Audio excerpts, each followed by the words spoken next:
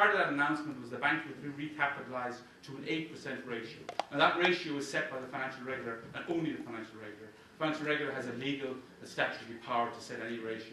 It had been hoped that an 8% ratio was strong enough that it would make the banks look safe.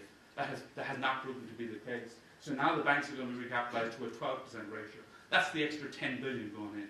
Now you might say, well, why weren't they recapitalised to 12% last March? I guess that you wouldn't put more money in unless you had to. You wouldn't throw in an extra 10 billion taxpayer money unless it was needed. It's not about skimping on things, but if 8% is good enough, then you would have left it at 8%. It hasn't proved to be good enough, in part because of what's happened in the European sovereign markets. So these banks are now going to have a lot more extra capital. One thing I would say about that extra capital, if the 8% number was right, and I mean the financial regulator and the central bank, they set that number. They are bringing in outside experts and will do another stress test early this year to try and verify exactly how much capital banks need. But if the 8% number is right, then the extra 10%, then extra 10 billion going in will not be used. In the sense, it will not be used to absorb losses. If the 8% is good enough, then the amount of losses that the banks will make, and the amount of losses the banks make will be huge, but they will not be so big as they will wipe out that extra 10 billion. In other words, if the 8% number is right, the simple arithmetic of it, you can't argue with arithmetic, is that 10 billion will still be there in a few years' time. You know, if you get it back. Now maybe the losses are much bigger and you don't get all the 10 billion back. But if the 8% number was right, then the logic of it is you get that extra 10 billion back. Finally, there's going to be a restructuring of the banks. I mean, this is building on what had already been done. It had already been announced that Anglo was being wound down. Irish Nationwide was being wound down, and that restructuring is ongoing. I should say that everything that's been done, this is not a change in banking policy. This is building on the banking policy that was ready in train. It's more of the same thing. You know, a financial crisis is like a big monster. You're trying to kill this big monster. So you take out a Glock, bang, you take out a machine gun, and if that doesn't kill it, then you take out a bazooka, and that's what's being done. There's more and more firepower being thrown at this, and more and more firepower is needed because it's a much bigger problem than anybody had thought. Banks are going to lose somewhere between 70 and 80 billion. It's an extraordinary loss. It's an extraordinary loss. What the government, this is all about A, keeping deposits safe, and B, getting credit into the economy. So getting credit flowing. Two things I just want to mention. One is that it doesn't seem to get enough attention. A lot of people don't even know about it.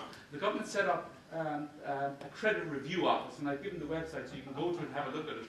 And what the credit review office does is that if a business is turned down for a loan, they can appeal this to the credit review office. And you have a retired banker, John Cotone, who has hired what he calls some grey-haired ex-bankers like himself, and they are looking at they look at applications. If you're a small business, you get turned down by one of the banks, you can appeal it.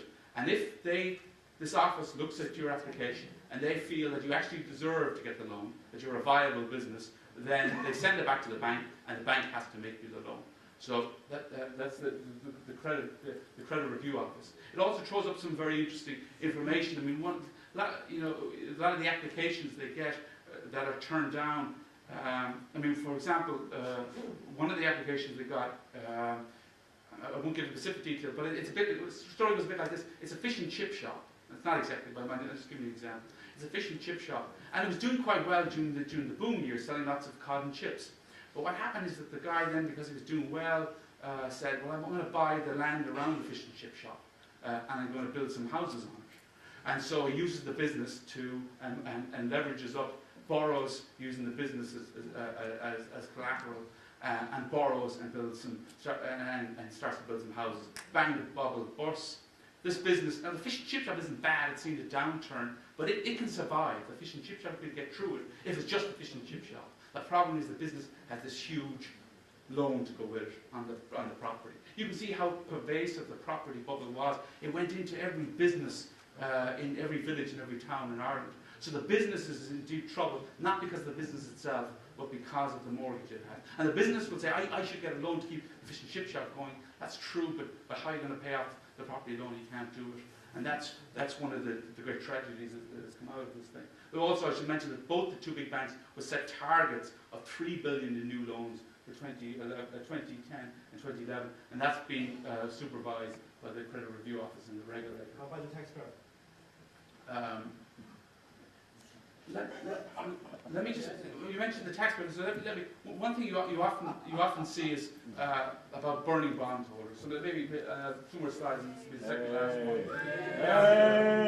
Everybody wants to burn the bondholders in banks. Burn the politicians. One thing in terms of the facts is that bondholders have taken very large losses. You have to think about what type of bonds are in the banks. Well, there's these bonds called subordinated bonds. They're part of the risk capital in the banks. So if you think about a bank, who can take losses? If Anglo loses 40 billion, and it might, who gets smacked by those losses? Well, there's 5 or 10. It's 5 groups: shareholders, subordinated debt holders, that's 2, senior debt holders, 3, depositors, 4, or the taxpayer. There's nobody else. It's those 5. Now, subordinated. Now, the people who had equity shares in banks have lost everything. There is still private equity in Bank of Ireland, but that's because they ponied up more money. But so all the losses that could possibly be put on shareholders were put on shareholders. And anybody who had bank shares knows all about that. So you couldn't possibly have put any more losses on bank shareholders. What about subordinated bondholders? They're part of the risk capital of the bank. Those bonds have high interest rates. They're part of the risk.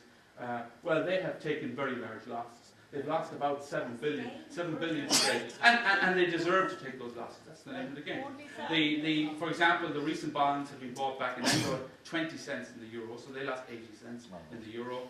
And Allied has announced that they will buy back bonds at 30 cents in the euro. And bondholders and subordinate bankholders, Bank of Ireland have also taken loss. The amounts vary because, of course, the banks are in different shapes. Bank of Ireland is not the same as Anglo, so they take different levels of losses. But the bondholders have been hit. So the other 3 groups then are senior. It has to be either senior debt holders, depositors, or the taxpayer. Now, one thing about Anglo, for example, is that even if you wiped out all the shareholders, all the subordinate debt holders, and the senior bondholders, wiped a whole lot of them out, then that would save you 20 billion of losses absorbed.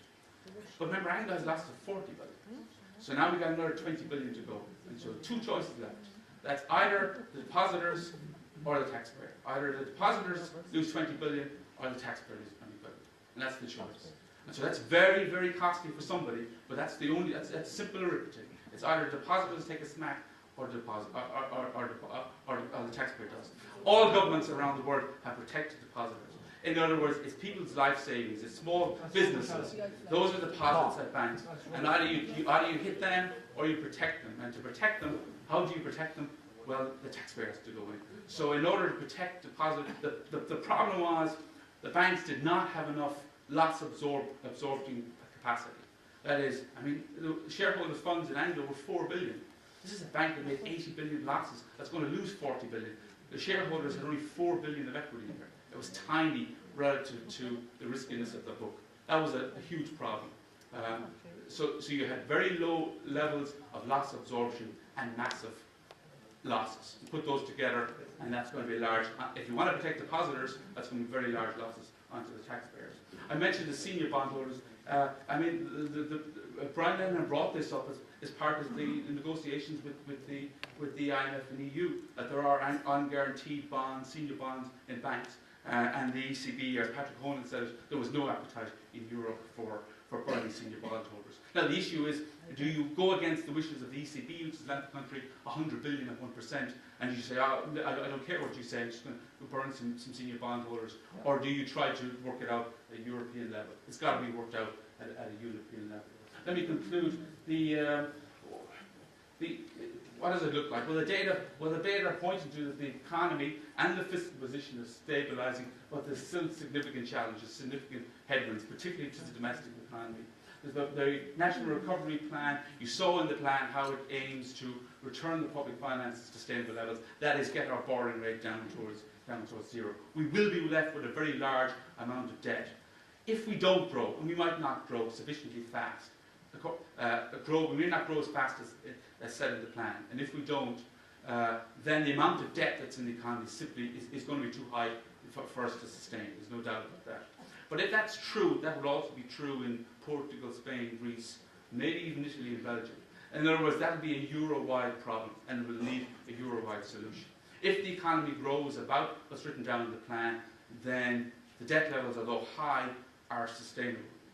Finally, the plan outlines the reforms that are needed to try to boost growth and employment. That's the key. If you get economic growth, it solves a lot of problems. You've got to get the economy growing. You've got to get the export sector going, get export-led growth. That will give us growth in the economy and eventually growth in employment. Thank you.